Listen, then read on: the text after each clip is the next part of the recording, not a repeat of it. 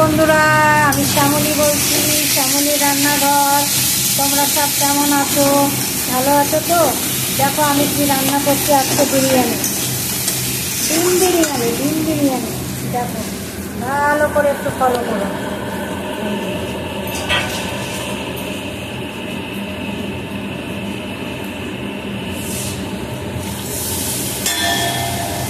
পুরো ভিডিওটা দিতে পারলাম না। আমি 250 গ্রাম পেঁয়াজ কেটে পেরেস্তা বানিয়ে নিয়েছি। আর এর মধ্যে 4টে পেঁয়াজ দিয়েছি, 10-12টা লঙ্কা দিয়েছি, 25 গ্রাম মতন আদা দিয়েছি, ঘি দিয়েছি, দিয়ে রসুন দিয়ে আদা বাটা টমেটো বাটা দিয়ে মশলাটা কষিয়ে নিয়ে আলু দিয়েছি, ডিম ভেজে রেখেছি এই যে। আর এখানে আলু। আর এবার আমি মশলাটা দিয়ে বসাবো বিরিয়ানিটা। এই দেখো, দেখাবো তোমাদের, সব দেখাবো। ঘি দিয়েছি, তেজপাতা দিয়েছি, গামলাটার মধ্যে পেতে দিয়েছি আর ঘি ছড়িয়ে দিয়েছি। এবার ভাত দিচ্ছি। একটা বাটির মধ্যে কেশর, আতর, কেওড়া, গোলাপ সব কিছু দিয়ে বিরিয়ানির মশলা দিয়ে দুধ দিয়ে এই যে ভিজিয়ে রেখেছি। একটু কালার দিয়েছি হালকা, এই যে দেখো এই হলো কালার হয়েছে। দেখো এইটা দেবো, তাহলে খুব সুন্দর লাগবে খেতে। তোমরা সবাই বানিয়ে খাবে এরকম করে। আর এই যে ডিম কষাটা দিয়ে দেবো, হয়ে গেছে। এই যে ডিম কষা, তারা গামলাটা উপরে তুলে নিই, তাহলে দেখতে সুবিধা হবে।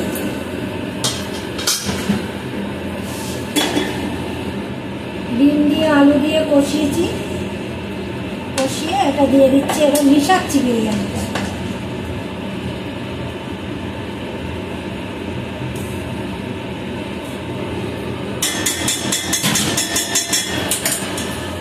এবার পেরেস্তাটা দেবো। এই যে পেরেস্তা করে রেখেছি 250 পেঁয়াজ দিয়ে পেরেস্তা বানিয়েছি।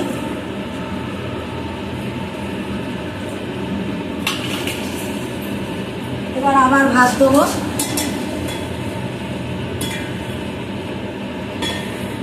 এখানে দু কৌটো চালের ভাত আছে, মানে 500 গ্রাম চাল। আর 6খানা ডিম আছে, আর 500-র উপরে আলু আছে। ঠিক আছে, দেখতে থাকো ফটাফট। আর এপারে বসিয়ে দিয়েছি মোটামুটি।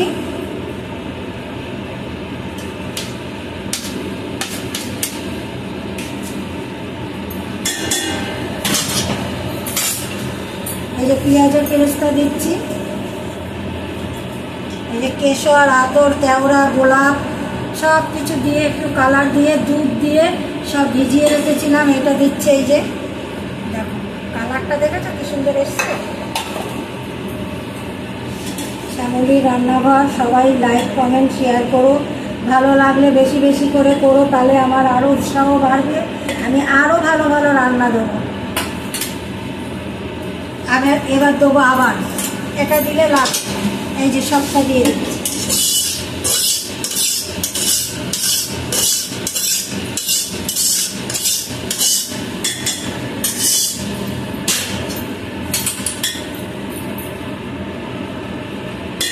এবার পেরেস্তা দেবো অল্প অল্প, ভাতের উপরে দেবো। যেটুকু বাকি থাকবে সবটা উপরে দিয়ে দেবো।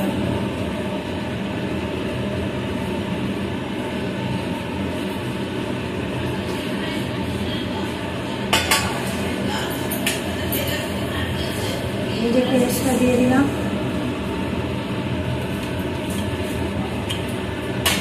শ্যামলী বলছি, আমার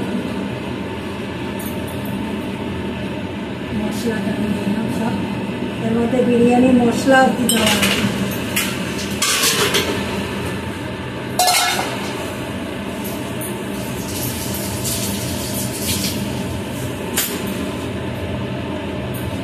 ভাতটা করার সময় তেজপাতা, নুন, একটু সাদা তেল, গোটা এলাচ থেতো করে ফোড়ন দিয়ে ভাতটা করে নিয়েছি। আমার এটা মোটামুটি রেডি হয়ে গেছে। ভালো করে দেখে নাও। এই যে, আর ভিতরে সব এক ভাজ করে ছড়িয়ে দিয়েছি, এক পাল্লা করে।